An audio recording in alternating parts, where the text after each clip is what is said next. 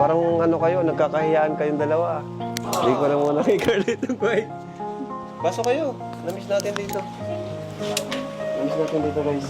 Yan. Tara, pasok ko. Hiya ako eh. Kung nahiya ka ulit dito pa. Namimiss ko na si Luma. Uy! Nami-miss ka na daw bro. Ni tatay. Kami si Tay Alan. Tagal na. Matagal na din nakapunta. Ganda pati tayo ng buhok nyo ngayon tayo. Ganda ng hairstyle nyo tayo. Ay, opo. Oh, mag-abala pa yata sila Nanay Cynthia. Ano kala? Kumusta ka naman? Ay lang po. Yung totoo. Ay man lang po. Tapos, syempre, nakauwi dito kila mama kahit pa paano nakapahinga.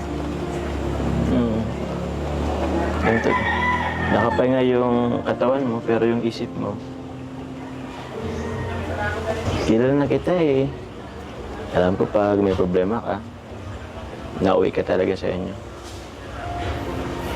Thank you. Thank you sa pagpunta. Syempre, na-appreciate ko po.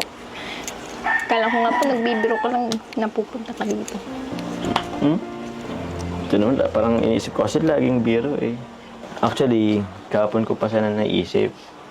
Kaso, tinanong ko muna si Kuya Rab kung may vlog na yun. Eh, meron naman daw, kaya isinabay ko na lang din.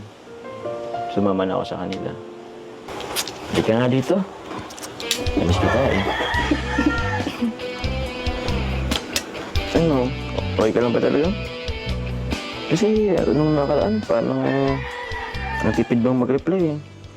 Madami lang iniisip. Gahalo-halo yung project sa school.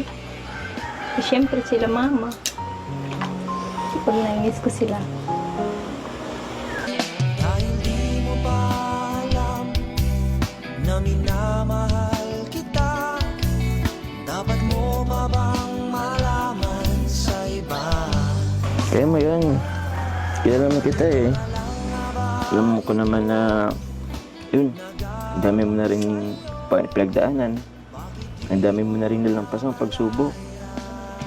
Lagpas isang taon na nga tayo, di ba? Walang, naintindihan ko naman yun. Ano pala po yung dala mo? Ah, ito. Mamaya na to eh. Okay. Surprise ko tayo, pero mamaya na.